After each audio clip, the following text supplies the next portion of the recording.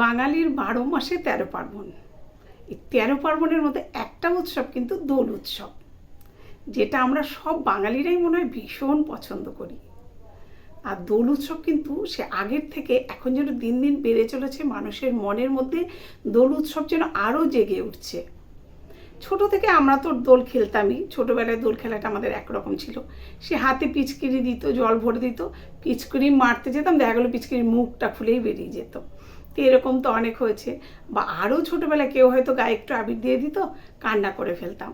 কিন্তু তারপরে একটা সময়ের পরে তো দোল খেলাটা বন্ধ হয়ে গেছিলো।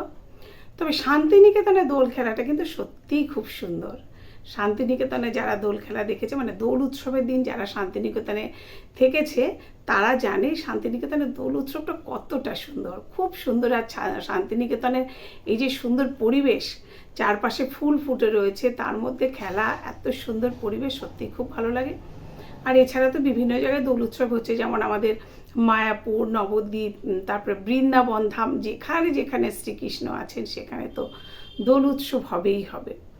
আর আমরাও তো সাধারণত প্রত্যেক বাঙালি বাড়িতেই ঠাকুরের পায়ে আমরা আবির দিই, আর তারপরে আমরা নিজেরা আবির মাখি। প্রথমে ঠাকুরের পায়ে আবিরটা আমরা দিয়ে নিই প্রত্যেকেই।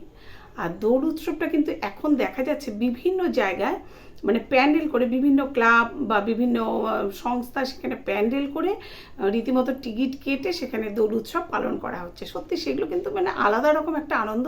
এগুলো কিন্তু আমরা ছোটোবেলা থেকে এই ধরনের আনন্দগুলো পেয়ে আসিনি।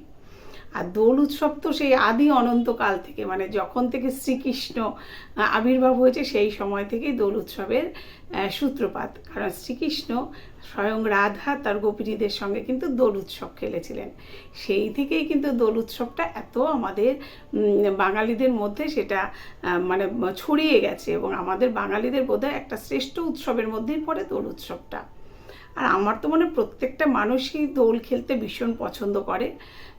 দোল খেলাটা তো খারাপ কিছু নয়, তবে হ্যাঁ, এখন আবার ওই আবিরের মধ্যে বিভিন্ন রকম রঙগুলো দিয়ে দেয়, সেগুলো খুব একটা ভালো লাগে না। কিন্তু আবিরটা খেলতে বেশ ভালোই লাগে।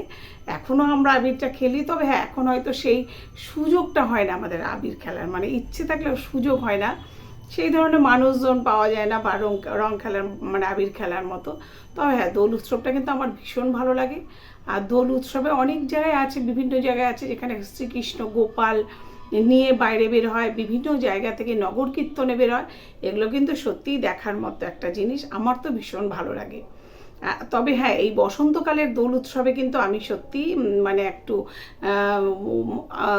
ওয়েট করেই থাকি যে কবে আসবে দোল উৎসবটা, বারবার ক্যালেন্ডারে দেখি। তা দোল উৎসবটা আজকে শুরু হয়ে গেছে আমাদের এখানে। আর সবাই খুব আনন্দ করো, তবে খুব সাবধানে, সবাই আবির মাখো, খুব সাবধানে থাকো। আর প্রত্যেক বছর দোল উৎসবটাতে সবাই ভীষণ ভীষণ আনন্দ করার আমি চাইবো, আমিও দোল উৎসবে, আমরা সবাই দোল উৎসবে খুব আনন্দ করব।